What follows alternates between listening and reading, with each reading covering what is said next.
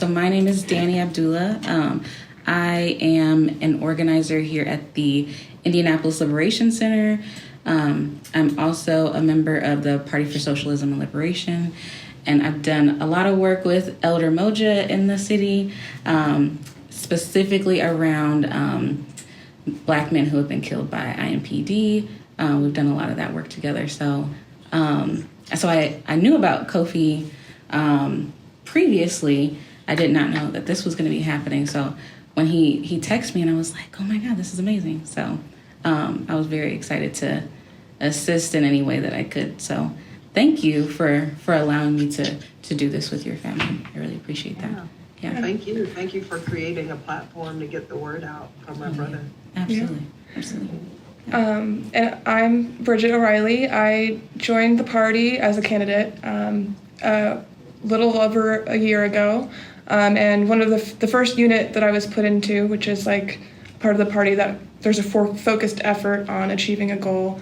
And it was with Danny in the police unit. And I had the schedule availability to actually go with Elder to the prosecutor's office every week. A couple of my comrades that were in the party longer had set that up. And so that was like kind of my first step into learning a lot about police and incarceration, and it's totally changed my world. I've learned a lot, and I'm so thankful to be here with you all. Would you all be willing to introduce yourselves? Sure, I can start, and then I'll hand it to you, Mom, and then we'll hand it to you, Orvan, to round us out, and then we can jump into the interview. So, Dr. Nzinga Harrison, a physician. My specialties are psychiatry and addiction medicine.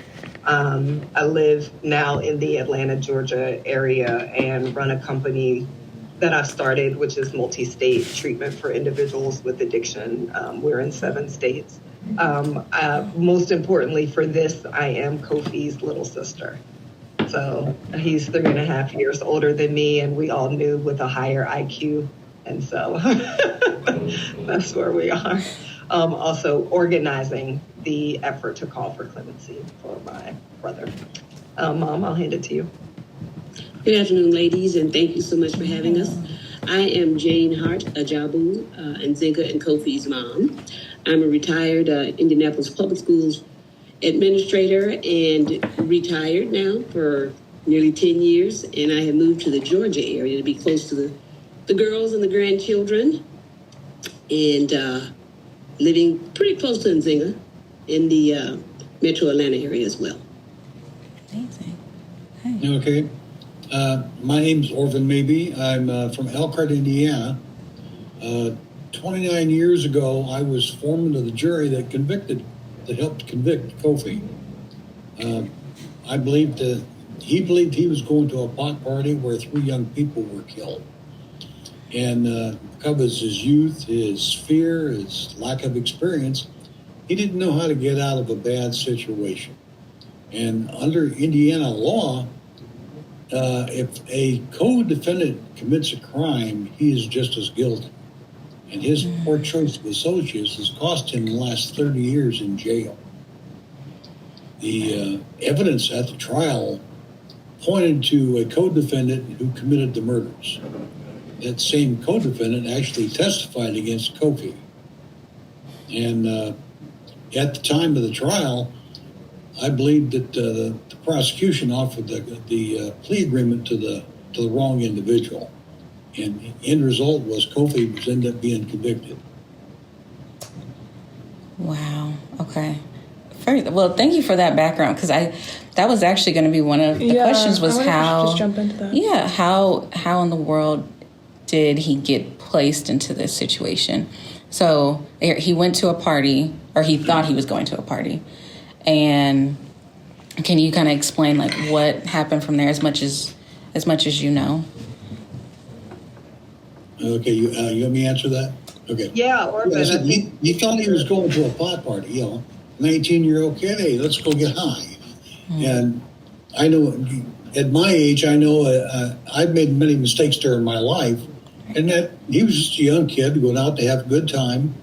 Like I said, he got involved where 3 young people were killed. And he didn't know how to get out of that situation. Right. Right. And like I said, the evidence pointed to a co-defendant that actually did kill him. Okay. And you mentioned a plea deal. So was the plea deal offered to Anderson or was that offered to Kofi? After he was convicted, the Indiana system has a trial phase and a penalty phase. Mm-hmm. Between the trial phase and the penalty phase, there was two different plea agreements that were placed on the table for him. One was he pleaded guilty to the murders and then he would get a 20 or 25-year sentence. The second agreement, which he ended up accepting, was he would, not admit to pleading and killing, but he left the penalty to be the judge to defend that. The judge gave him, I think, a life term, 240 years. Nzinga knows more about that part than I do. Mm-hmm. But if he had admitted guilt, which he did not, then he would likely be out on parole right now. Yeah, he would have been out 10 years ago. So Danny, Orvan has it exactly right. Because my brother, this is one thing that we learned when the prosecution offers you a plea deal. They had 10 charges in that deal. Mm. And you can only accept all 10 charges. So my brother was at the scene of the crime. When he got there, he thought to smoke weed. Raymond pulled a gun on him and said, "We're robbing this house and you can get killed or you can rob this house." Right. Mm-hmm. And so my brother robbed the house. Mm-hmm. And so he was like more than willing to plead guilty to the things he had done. Right. But he was like, there's no way I'm going to plead guilty to killing somebody's kids. I would never do that. I would never say I did that. Mm. And so at that time, the prosecution felt 20 years would be a sufficient sentence, even if he admitted to committing the murders. He has now been in prison for 30 years, 10 years longer, because he would not lie and say that he committed murders that he didn't commit. But he also is on record, like, my kids have grown up in prison with Uncle Debo. They're 19 and 20 now. They've been going to prison from the day they were born. And, at 5 or 6 years old, kids don't have the social filter. And they're like, "So Uncle Debo, what are you in here for?" Right? And it's like, and he said to them the same thing Orvan said, "Who you hang out with matters." Mm. Right? Absolutely. And I should not have been in their house. And we recognize this is a horrible, unspeakable tragedy for these families that have lost their children. Mm. And he takes full accountability for what he did do. The prosecutor said that's 20 years. And so now, what is he continuing to be in prison for? Right. Absolutely. I think as a sister of Black men and as a mother of 2 boys who are going to be Black men, just hearing that makes me think of my brothers, and they were not hanging out with the right crowds. Luckily, they are here, right? They were able to make mistakes that all children should make, right? We all do dumb things when we are young. And just in thinking about my children as well, and already having those conversations of I don't know if this is the one that you want to hang out with. Why don't you, and unfortunately, Kofi was not able to make that same mistake that a lot of us are able to make. And Mom, I think you even had that conversation with him about Raymond, didn't you? Mm. I absolutely did. As a matter of fact, every time, not just Raymond specifically, but any time Debo left the house, I would always say to him, be careful with whom you spend your time. Mm. Because, you get caught up and you end up being like those people or being held accountable for those people, for what they may have done, either way it goes. But yes, we talked a lot about that. As a matter of fact, Debo was the kind of kid who enjoyed people. He cared a lot about people. His name means one who is a helper. Kofi means child born on Friday. But he was the type of person who was non-judgmental. He's still like that right today. He's very open-minded and has an open heart and spirit for dealing and working with people. And as Nzinga says, he deeply regrets, the losses that occurred. I think I heard Orvan mention one time in another interview, which I also knew had occurred, that he even tried to come to aid or tried to talk with the young people as things were getting so out of control, and he had been threatened as well. He was concerned about their lives as well as his, and he told me that he had actually made a comment to the kids that if we just kind of all stay calm, maybe we can all get through this. Of course, it didn't turn out that way. The other co-defendants determined that he would act in different ways in terms of causing harm to those children. But I tell you, just as someone said earlier, very tragic day in our life in terms of how it has affected our family, our immediate family, and our extended family and community members and friends. But I would say the exact same for the Alaminos family and the James family and others who might have been impacted by these murders that occurred. But again, it comes all the way back around to how much more. He's accepted accountability. He doesn't deny he had no business being there. He has done 30 years as opposed to 20 had he not lied. Or had he lied, he'd have been out. So it's time to try to bring Kofi home. Right. Absolutely. I wonder, so you touched on a little bit of how this has impacted you as a family. And Nzinga, you mentioned like your children have grown up with Uncle Debo in prison, and kids do not have a filter at all. I learned that the hard way every day. But can you, just all three of you, what has this been like for you having Kofi incarcerated? What impact has this had on your life?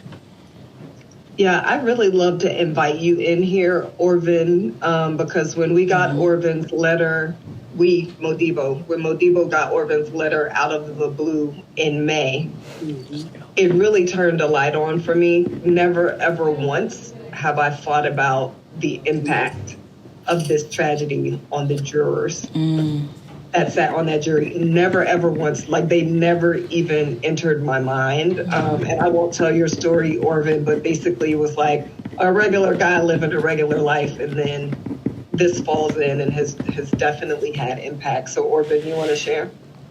Okay. I said 29 years ago, I was working at the post office, and I was waiting for my daughter to get married.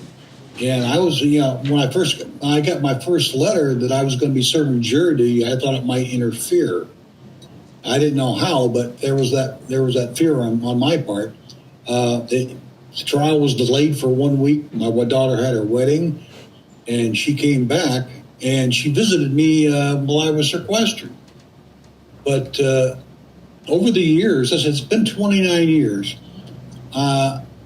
Kofi was a 19, 20-year-old kid, and I felt bad for convicting him because the evidence showed that Raymond Adams is the one that actually killed the three people. And that, under Indiana law, he's just as guilty for a co-defendant who commits a crime. I felt bad about that, but that was the law. And as I wrote in my letter to the governor, that decision has haunted me for 30 years. Now, 2 years ago, I had a heart attack, and it changed my perspective on life a little bit. I'm just thankful that God's given me an extra time in order to act on my beliefs. And I believe that Kofi had no intention of killing anybody, but he just got involved in a bad situation he had no idea how to get out of. The family is coming from a different direction as I am.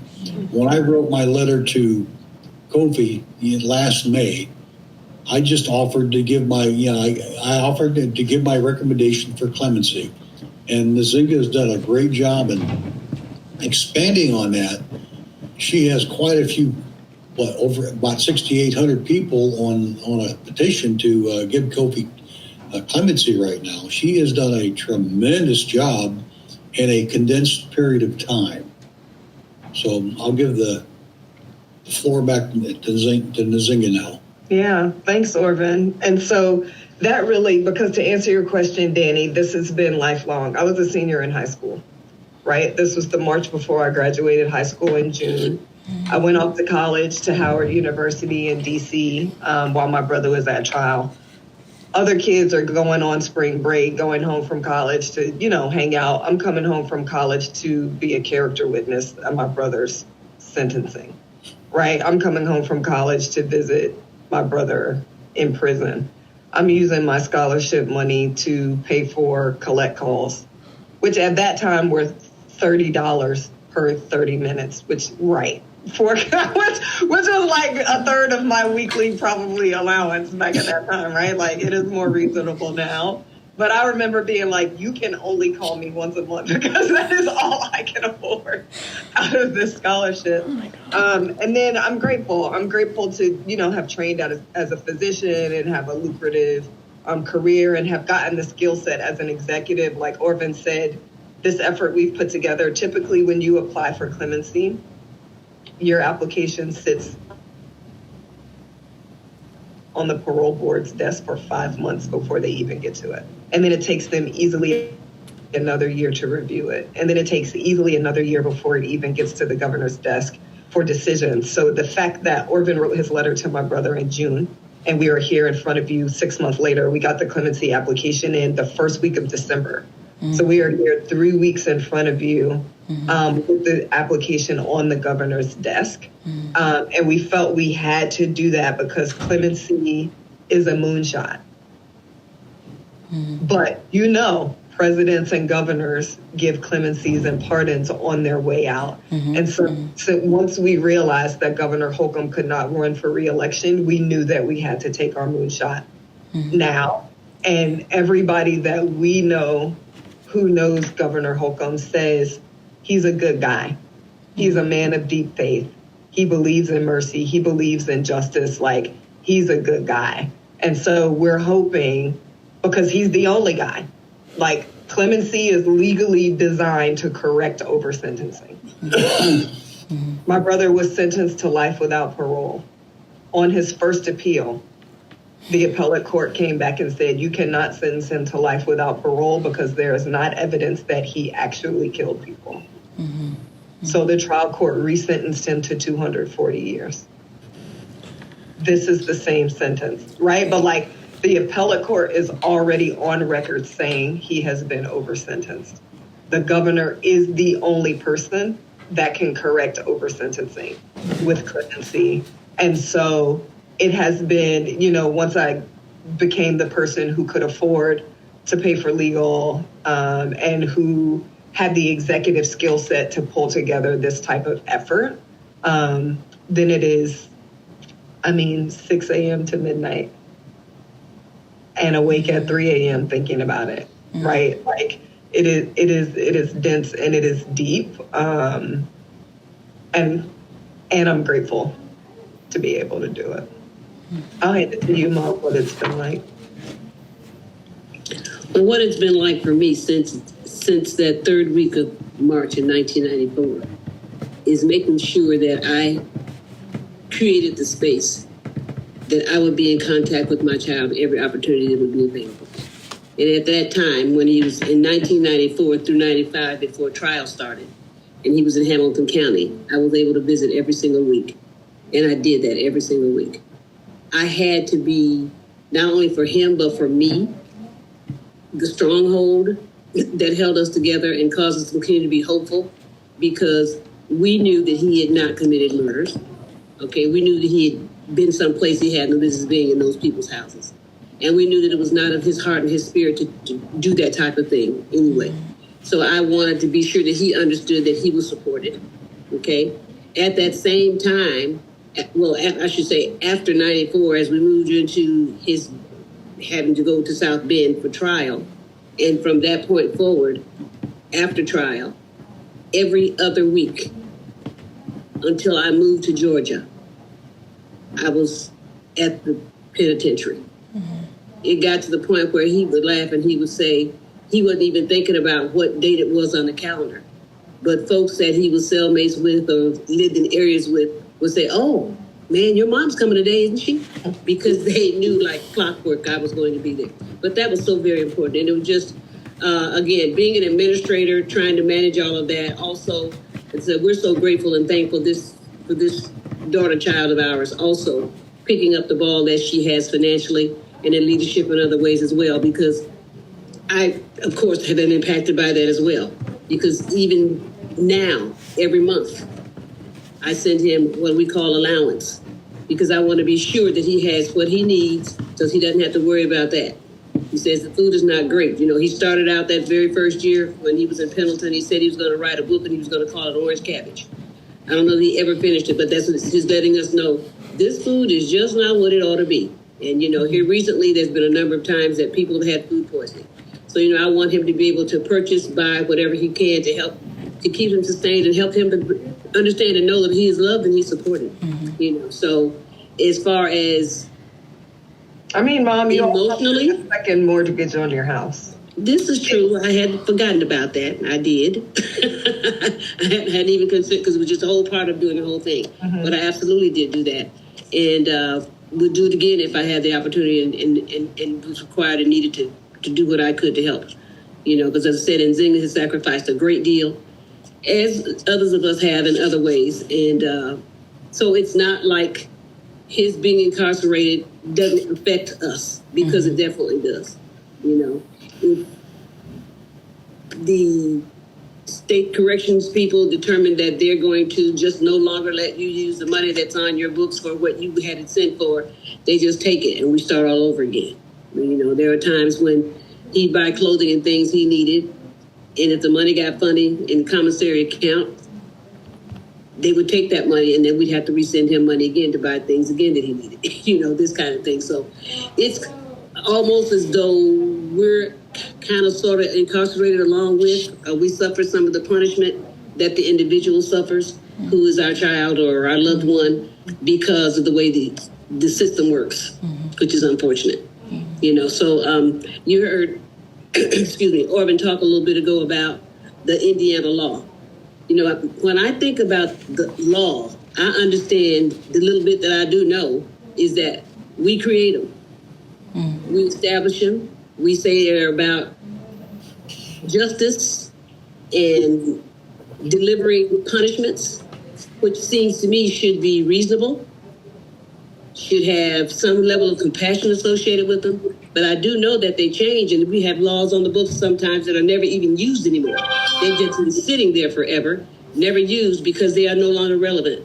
So it just seemed to me that, and looking at the circumstances that Modibo finds himself in now, Kofi being Modibo, that's his full name, is that my hope is that clemency would be granted, that the governor would take a look at that, because if we talk about it being correcting over sentencing, there's evidence that there's been over sentencing. There's evidence that he's already served what the prosecution would have recommended he serve had he decided not to be honest about what had occurred.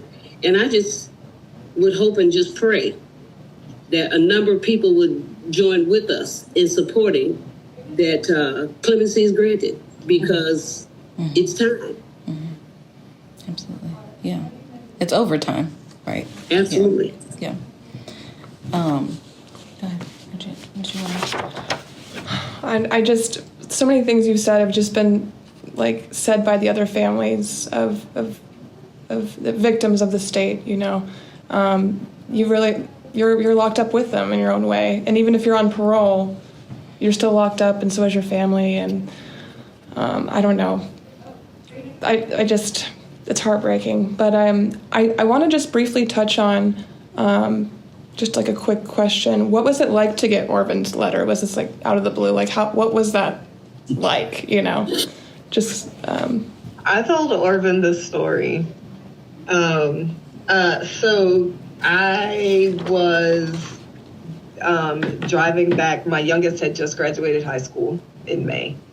We were driving back from Florida, my husband and I, bringing home a car that we had gone to go. And so my brother called me, and he's like, "Zing." And I'm like, "What?" He's like, "You'll never believe what happened." I'm like, "What?" He's like, "It's midnight. and a CO correctional officer comes by and says, Ajabu, you have a piece of mail that got lost. And he's like, I don't believe you for 1 second this mail got lost, because y'all are always playing with people's mail. And he's like, no, it got lost in the mail run. So he hands him this letter, and the outside is from the city in Indiana that Orvan lives in. And he's like, I do not think I know anybody that lives there. What is this? He opens it up and he starts reading. And he's like, Zane, it's a letter from the foreman of the jury saying he wants to support Clemency. And I was like, what? My husband is driving. He's like, what happened? I'm screaming. He's like, what is going on? I'm like, everything is fine. I put my brother on speaker. I'm like, read the letter. Read the letter. So he starts reading the letter. I'm pouring tears, because we have been through appeal, Supreme Court appeal, post-conviction relief 1, post-conviction relief 2, habeas corpus, like trying so many things. And we had gotten to the point where we didn't know what to do. And we had been in don't know what to do for probably 3 or 4 months. And then Orvan sent this letter. Of course. And he's like, Debo is like, are you crying? And I'm like, I'm crying. And he's like, you are such a crybaby. And I was like, you should be crying. And he was like, I'm crying on the inside. He was like, I can't believe it. And he like wrote Orvan. I was like, can I write Orvan and this and that? And then we started the relationship, and we met. I can't even remember what month it is now, a couple of months ago, Orvan, when we met in Indianapolis. And Orvan can probably tell you my snot maybe is still on his shoulder. Burst into tears, and he's like, you're gonna make me blush. But it was just the infusion of hope that we had been looking for, because the media reported the story, and this is what's incredible about Orvan. The media reported the story in a way. My dad is a scary appearing figure to the public, right? And so they reported the story through the lens of my dad being this dangerous militant person, and then my dad acted in ways that reinforced that imagery, right? And so it was like, of course he did it, and they told the story as if every part of the crime, my brother was there in every part of the crime. And so the general public does not know that there really is a difference between Raymond Adams and James Walls and Kofi Ajabu. And so they would expect us to be coming and ask for clemency. Like, that's my brother, that's my mom's son. They expect that from us. From Orvan, who was sequestered from all the media, who just sat in court and heard every piece of evidence to draw the conclusion there is a huge difference between Raymond and Kofi, and to have been tortured for 30 years. It was like, it was that the hope that we needed to keep going on what has been a decades long fight. It's Bridget and I were like spiritual soulmates or whatever, but it's just so interesting how God works and the universe works, and right when you're at this moment where you're like, what else am I gonna do? This letter that was lost right suddenly appears. That's amazing. From a former post office employee. Probably the most probably the most important letter you've delivered. You know what I mean? I just like, wow, yeah. I offer a completely different perspective. You know, I listened to the evidence. I was sequestered away from the news media. The news media. My wife, it scared my wife. The news media, and that still reflects on her today, because what happened. But I said, I saw the evidence, and minus all the media, and my perspective comes from not from her family angle. It comes from my personal angle. Like I said, 2 years ago, I had a heart attack while I was in the hospital, and basically I collapsed on the floor, and my wife had to step over my body for the hospital staff to work on me. But it's changed my perspective. I've thought about writing Kofi many times over the years. It hasn't dominated my thinking, but I think the heart attack brought it to the forefront. And even then, it took me almost 2 years to write the letter. Mm-hmm. And it was once described that's my life mission, but I don't think I would go that far. I do have heavy feelings or strong feelings that Kofi needs to be given clemency. Mm-hmm. He's paid for his mistakes. Like I said, his mistake was having the wrong companions, choosing the wrong companions. Right. And that should not be a life sentence for a child. Our brains are not fully developed, and half the time we're products. Not half the time we're products of the environment around us. So. Right. I'm curious. So I'm a social worker. I'm a therapist, and I went into the work that I do because of my own circumstances. And so I'm curious, Nzinga, what led you, and it doesn't have to be Kofi, but what led you on the path of psychiatry? What led you down this career path? Yeah, it wasn't Kofi. So I was probably, Mom, 5 or 6 when I announced that I would be a doctor and a teacher. 4.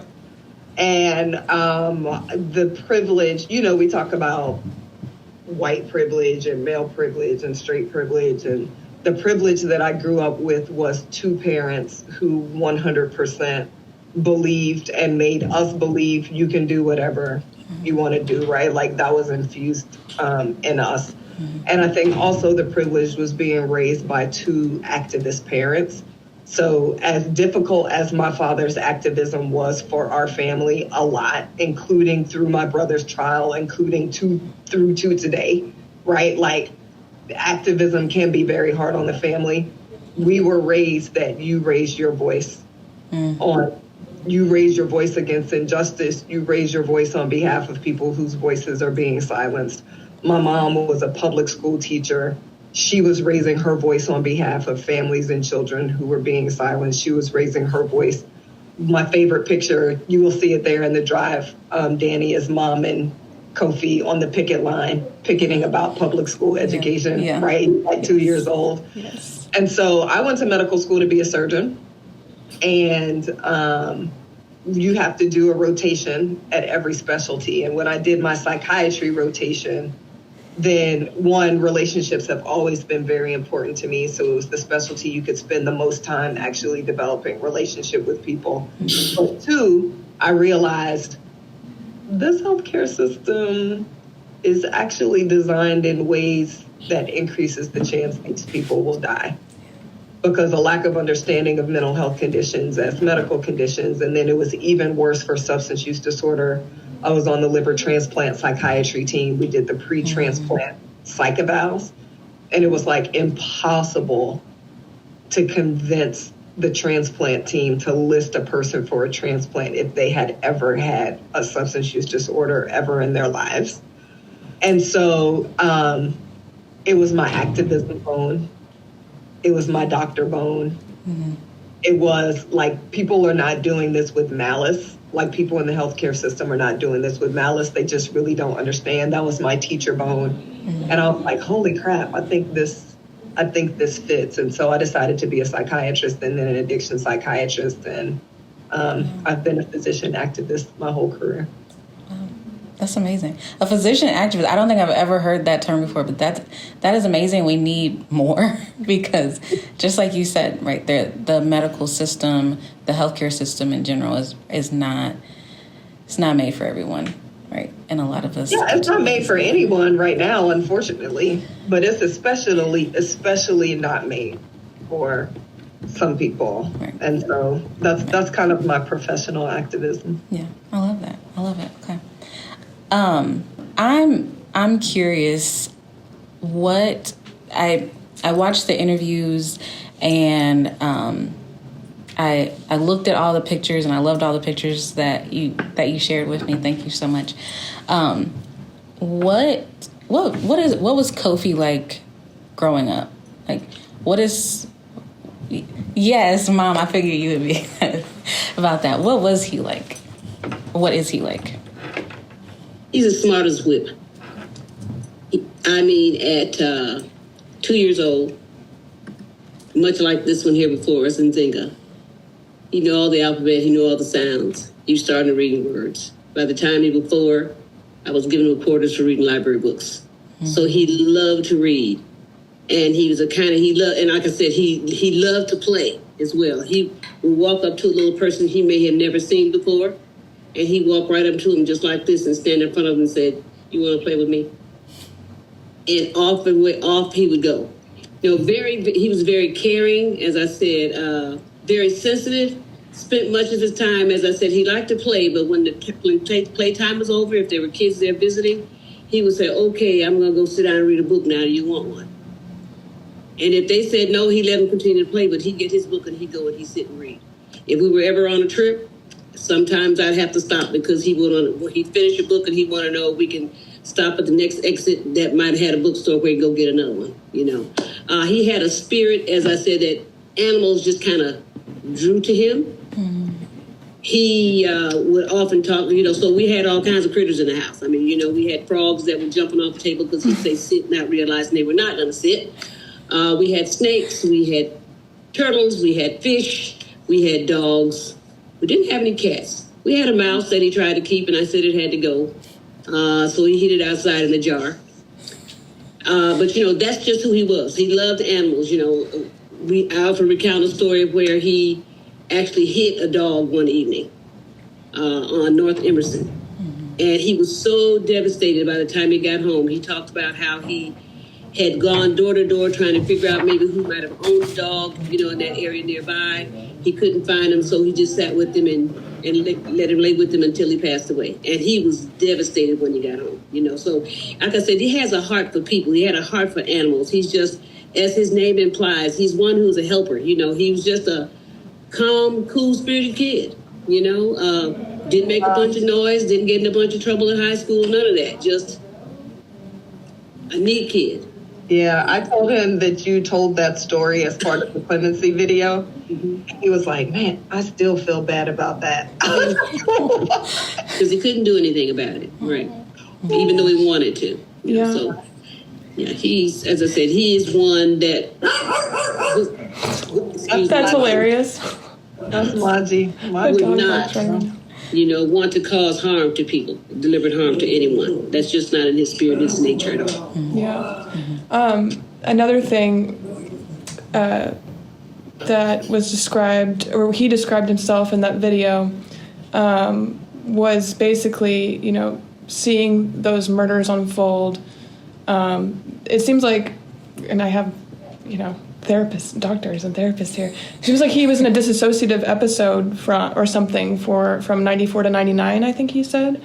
And I just know, Jane, you said you were visiting him regularly then. Like, how was he? Like, what was he like? Could he remember anything at all, or? Very much so. As a matter of fact, and let me go back to the front end of things before I try to respond to that back end. Sure. Asking if he remembered anything at all.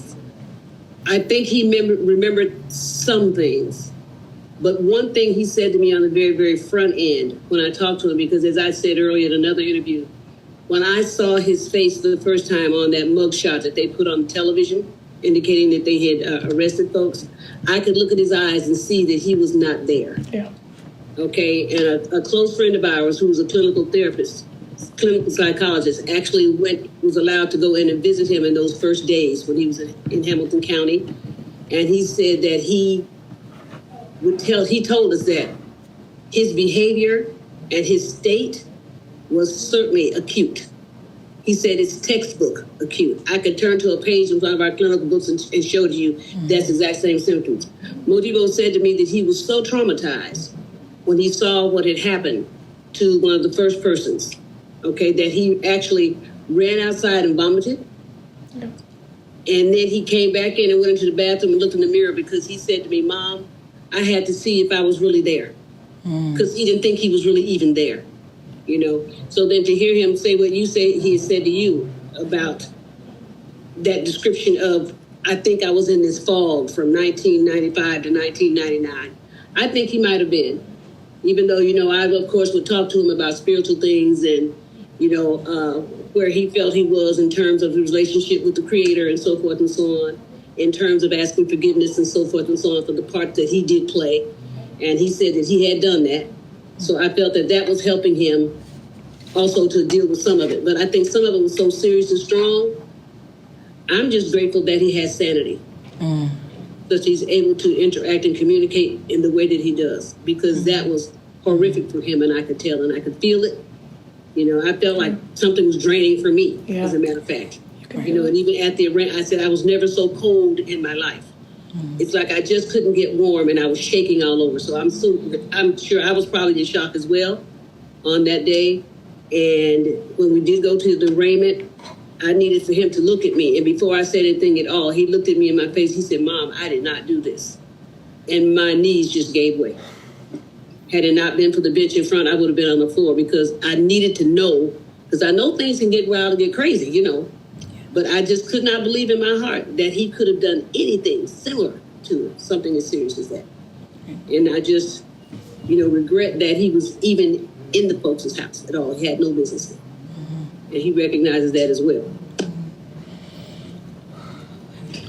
I think, Bridget, I'm not sure exactly which clip you saw, but when he described that falling feeling, the hole that has no bottom, Danny's a social worker. Like, that is classic dissociation in the face of acute trauma. And I think Mom said when he talked to her, he was like, "I couldn't even remember your phone number." And he describes kind of just like the parts of your brain that are thinking and breathing being on, but you're just. And Sam, we're having a documentary made, and Sam is our director. He's incredible. After 2 years of trying to get in the prison, he was able to spend 2 days interviewing Debo in the prison. It's a long clip that you definitely haven't seen all of it, but he just described, like, did I die that night? Right? Like, did I die that night? Am I in some kind of, this is not real? He was always known for his photographic memory. He does not have it following this, right? Like, all of the signs of the acute trauma were definitely there. But as we go through, you know, we're getting ready to gear up for this effort, we had an attorney, and he pulled the entire case boxes, and he sent it to Debo, and he was like, "I need you to read through this whole thing."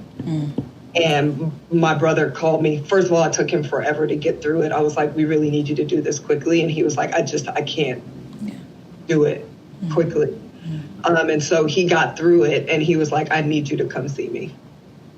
Like, I need you to come see me. Like, I'm not coping with this." And so I was like, "I'm not going to come see you for you to tell this whole story while people are listening on a recorded line."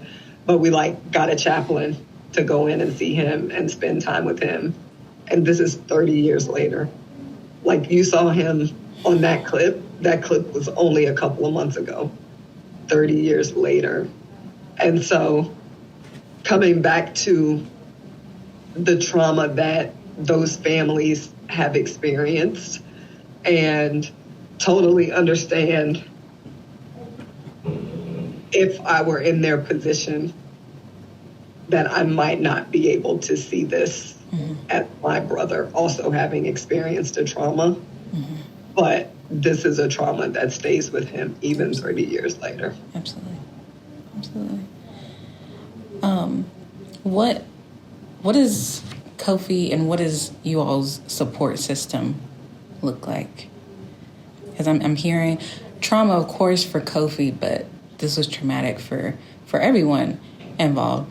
And Orvan, I feel like there was probably trauma for you as well, sentencing someone who you know did not commit a crime. So I'm curious, what does your support system look like for all of you and Kofi?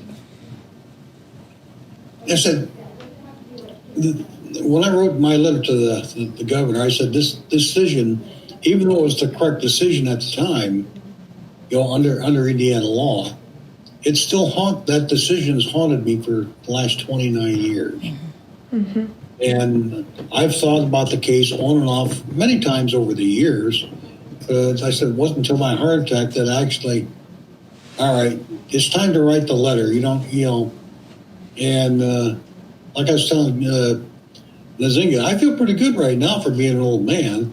But, tomorrow's never promised, And I put an addendum on the bottom of the letter that if something does happen to me, my health deteriorates or, I go bonkers or something like that, to keep a copy of my letter for just in case, That, like she said, this is a long shot, going to the moon to get the governor to approve this.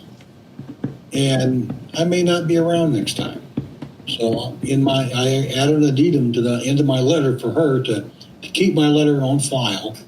If something happens to me, I've told her a number of times I have strong feelings about the case. And like I said, over the years, the decision has haunted me. And I just wanted to finally do something about it. Orvan, really fast, every time you thought about it over the past 30 years, was it just, you didn't think, was the push not great enough because you were like, well, it's technically the law, so what can I do? Or just curious. Yeah, I did not know what I can do. I have, through other sources, I've heard about people really, gaining clemency after a number of years. And I just figured after 25, 29 years, that my voice might be heard. Yeah. And that's the reason I wrote the letter to Kofi in the first place. I am completely new to the clemency process. I don't know what the procedure is, and it's a steep learning curve for me. And if I would have known it had taken this, the amount of time it takes, I should have wrote it probably 6 months sooner than I did. But anyway, I said Nzinga's done a terrific job in getting my vision or my recommendation out there, other people to see. And like I said, we're coming from different directions. I'm coming from the evidential, from the perspective as a juror, where she's coming from the family side. It's a completely different viewpoint supporting the same idea. And I'll go back to that. Yeah, Mom, you want to talk about support system? Well, sitting in front of us is one of my primary support systems, and name of my daughter, Nzinga. But I have a very, very supportive family. During the early years of Madibo's incarceration, my mom and dad were still alive. But we were raised to be very, very close. And one thing my mother said on her bed in her last hours was that she intended and wanted us to stay close. So we have tried to stick with that. And that being said, I have 5 sisters. We are really close, and they are there for me whenever it is a need for them to be there for me. We take time to spend time just with each other once a year. We do a long weekend that we call a sister weekend. We may travel out of country or in country somewhere, but we do that. And again, I have a very strong support system. At the time in Indiana, my pastor and church family were very, very supportive. I would have lost my mind in those first few weeks had it not been for them. So I have my faith to fall back on. And I mean, with that grace comes hope, So I think that over the years, I'm not saying that I'm not in recovery. I'll probably be in recovery until I can put my arms around him in my house. But I think I do pretty well in terms of support. Again, having the background that I have as an educator as well, things I had to practice and do to supporting others helped me as well to work and walk my way through things, as I say. And then fall back on Doc here. She'll keep us straight if we need to be, in a very passionate, sweet way. You don't know you've been checked. That's like my patient said, Dr. Harrison, you're nice mean. I was like, oh, thanks. Nice. Yeah, same support system, primary support system, my mom, my dad, my sister, Orvan. Sam and Josh, who are producer and director for the documentary that we're developing for my brother. It's funny because Orvan, we text almost every day, definitely several times per week. Just it's constant, right? And then there have just been so many really influential people. I have to mention Sherry, who is Josh's wife, also associate producer on the documentary. And then my best friends and my husband. My husband is the one who we're trying to figure out, like Orvan said, none of us know anything about this clemency process. Right. So I'm like, okay, I think this is what I figured out. This is what happened today. Help me think through this. He's the one making sure I eat. He's the one when I'm up at 3 o'clock in the morning, like, can you please go to sleep? Right. And so it's been all hands on deck and a ton of professional supports as well. Right. And then it's just been, I think, a true testament to who my brother is, that every person, we kind of introduce his story, and if they have some personal contact with him, immediately becomes very passionate. So like Orvan saw him in the courtroom and like knew something about Kofi. Josh and Sam, our producer and director, met him and like knew. Sherry met him and like knew, right? And so I would say all of those folks also. And then my brother himself is remarkably clear-minded. He's mastered meditation and energy work while he's been in prison. Wow.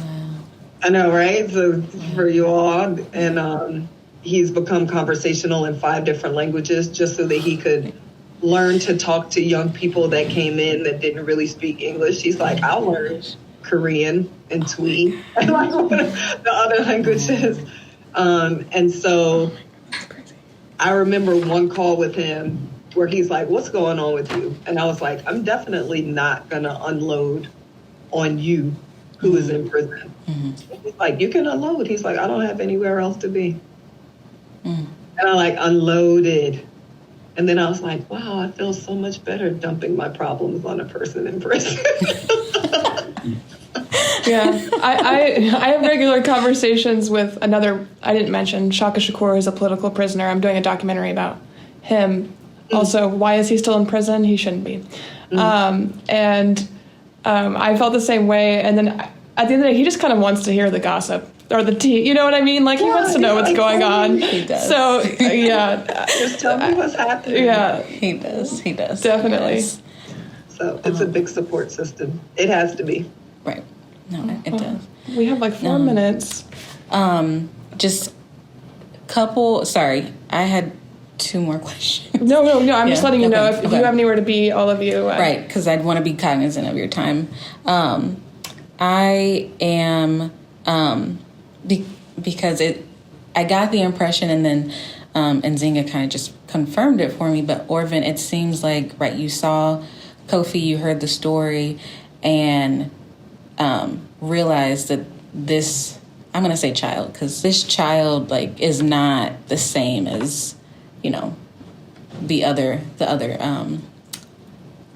defenders. What was it about Kofi or the story or the circumstances that stuck out to you? The circumstances to me was he was a 19-year-old kid, and he was convicted of a crime. And like I said, I don't feel he committed any crime, but under the law, he was just guilty by, one of his co-defendants, something he did. That bothered me, and like I said, over the years, it bothered me. But, at the time, that was the law. I probably still is time of the law. I think as Sam asked me one time, I says, do you think the law should be changed? I said, well, that's one step above my pay grade. I think it would be more difficult for the prosecution as well as the defense to change it. If it needs to be changed, what would it be changed to? And now it's either first-degree murder or second-degree manslaughter. There's no halfway in between. So, at the time, under the law, he was guilty. But I didn't think it was fair to him, but that was the law. And like I said, the heart attack has changed my perspective on life a little bit. Time to get off my butt and do something about it, basically. So that's the reason I wrote the letter. Even though it took me 2 years to write the letter after the heart attack, I do have strong feelings about it. Absolutely. What is it that, and knowing, like I said, I'm no elder, and so I've heard what went down from his perspective, which was a lot. That's the nicest way to put it. It was a lot. But what is it that, the media and, all these people who think they know what happened, what is something that you want people to know about Kofi, about your brother, about your son? I think, so we heard a couple of misconceptions just the other night. One, it is true, Raymond went to the house the day before and cased the house and went there with intentions. People believe my brother knew about that. My brother's first time to the house was when he went to sell them weed and smoke weed with them, which is what he thought he was going to do. And so I really just think it is so important. One, my brother is not my father. Polar opposites, in fact. Like my brother is like the quietest, nerdiest, non-confrontationalist. Like, my father is not my brother. My brother is not my father. Raymond Adams is not Kofi. Kofi is not Raymond Adams. Raymond Adams' criminal history started from 11 years old, very serious stuff.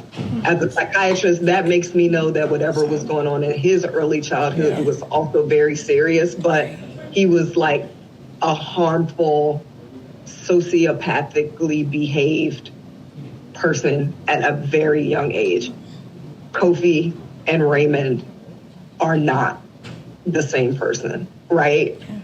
And I think what my mom said earlier, like, he fully takes responsibility for what he did do.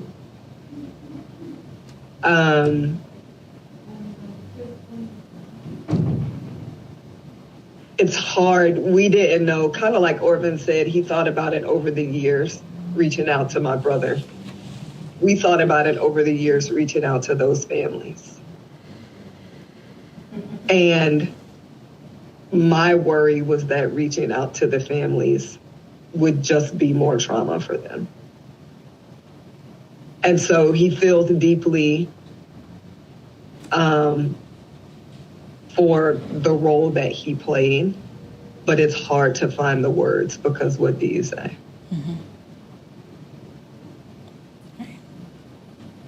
That's what I would come up with on the spot. Mom, you have more? I don't believe I do. I think you summarized it quite well. I'd just be repeating. Thank you. Any advice the three of you have for people who might be in a similar situation?